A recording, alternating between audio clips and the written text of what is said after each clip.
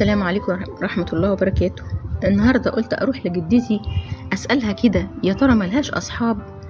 مفيش أي قصة تبع صاحبتها ليها صاحبة ليها حبيبة؟ أكيد الواحد بيبقى ليه أنتيم شوية كده، حد قريب منه. السلام عليكم يا جدتي. عليكم السلام ورحمة الله. خير يا حبيبتي؟ مفيش حكاية عن واحدة صاحبتك لفتت نظرك أو أثرت فيكي؟ جيتي على القلم. لسه كنت مقابلة صاحبتي اللي كنت بقالي حوالي 10 سنين ما قابلتهاش، ولسه مقابلاها، فلقيتها لابسة اسود في اسود. قلت لها مالك يا حبيبتي؟ قلت انا فرحانة اني قابلتك، بس انا زعلانة انك لابسة اسود. خير؟ قالت لي انا هقولك اللي حصل لي.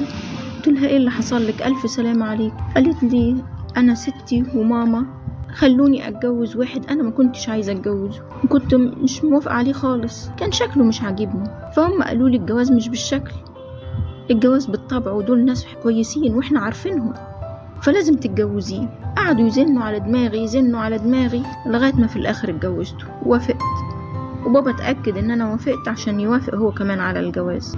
وبعدين لقيته شخصية حلوة جدا، حلوة قوي، بتاع ربنا، بيصلي الفرد بفرده، وجميل قوي، وبيصلي لو كان في البيت بيصلي في الجامع، ولو في الشغل وفي جامع بيستأذن ويصلي في الجامع. كان شخص كويس جدا جدا جدا، عمره ما زعلني. انا اللي كنت بزعله، وكنت انا عصبية عليه، وكنت وحشة جدا، ما كنتش عارفة انا بعمل كده ليه. في الاخر انا دلوقتي ندمانة ليه يا حبيبتي؟ ندمانة عشان انا خسرته. الف سلامة. خسرتيه ليه؟ في يوم من الايام اشتكى ان هو صدره بيوجعه وفي نغزة كده. قلت له يمكن بس عشان انت بتحب تاكل حاجات فيها دهون كتيرة، بتحب تاكل زبدة بمربى، زبدة بقشطة، فمعلش ممكن يكون حاجة كده يعني، خف بقى من الحاجات دي. واستنينا شوية وما رحناش لدكتور، ويوم ورا يوم، وقت ورا وقت، شهر ورا شهر، قعدنا كده حوالي 6 شهور، يشتكي مرة ويسكت مرة، ويشتكي مرة ويسكت مرة. وفي الآخر رحنا للدكتور. قلت له خلاص نروح لدكتور قلب. رحنا لدكتور القلب، قال انتوا جايين في وقت متأخر قوي. قال لي الكلام ده الدكتور بيني وبينه، وما قاليش قدامه.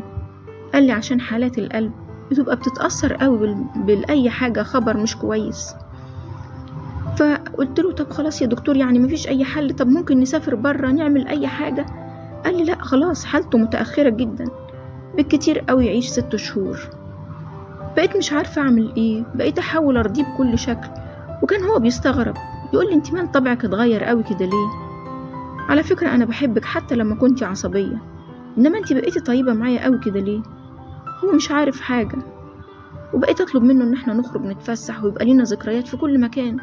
وبعدين في يوم من الايام قال لي انا تعبان قوي، بس انا عايزك تعرفي ان انا عمري ما زعلت منك، وعمري ما اتضايقت منك، وان انا بحبك حتى لما كنتي في الاول رفضاني. قلت له ايه ده؟ يعني انت كنت عارف ان انا رفضك؟ قال لي طبعا، لان اهلك حتى ما وافقوش عليا على طول. انا لما تقدمت قعدتوا تاخروا في النتيجه بتاعه الموافقه او عدمها، اسبوع في اسبوع في اسبوع، فكل الوقت ده كله معناه ان في حد مش موافق، اب ام او انتي. لكن مامتي قالت لي ان انتي اللي مش موافقه، لان الاب والام عارفين ان احنا ناس طيبين وناس كويسين، لان احنا جيرانهم من زمان، انما غالبا هتكوني انت اللي مش موافقة. قلت له انا غلطانة، انت احسن زوج واحسن اب، انت كل حاجة حلوة. وفي الاخر للأسف راح مني، وانا دلوقتي مش عارفة اعيش بعد 10 سنين وهو ميت اهو، بقاله 10 سنين. بعد ما انتي ما سبتيني هو بعدها مات على طول. بعد ما تفرقنا احنا عن بعض، انا سكنت في منطقة وانت سكنتي في منطقة، وتفرقنا، وهو بعدها مات على طول. فللأسف دلوقتي انا حياتي محطمة. الحمد لله هو سايب لنا ما يكفينا انا والاولاد، بس الكلمة الحلوة اتحرمت منها، كل حاجة جميلة اتحرمت منها.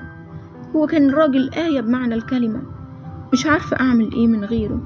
بدعي ليل ونهار اني اكون معاه، بس مش عارفة الولاد يعملوا ايه. نفسي ربنا يطمن قلبي عليهم وبعدين اروح له، لانه وحشني جدا، وحشني كلمته الحلوة، طبطبته عليا، تنبيهه ليا. حتى لما كان بيقول لي لو انت زعلانة بس ما تعليش صوتك عشان الجار ما ينفعش يسمع صوتك. كان راجل بتاع ربنا قوي، كان كويس جدا، كان حلو قوي. انا اللي خسرت، مش عارفة اعمل ايه. تنصحيني بايه يا صاحبتي؟ قلت لها ابدا يا حبيبتي، عليكي بقراية القرآن والصبر، وبعدين ما ينفعش بعد 10 سنين وانت بنفس الحزن ده كله، حرام حتى كده، كأنك معترضة على امر الله.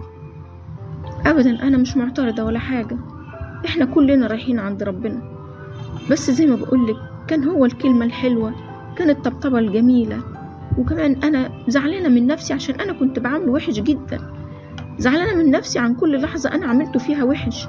هو ما يستاهلش كده خالص.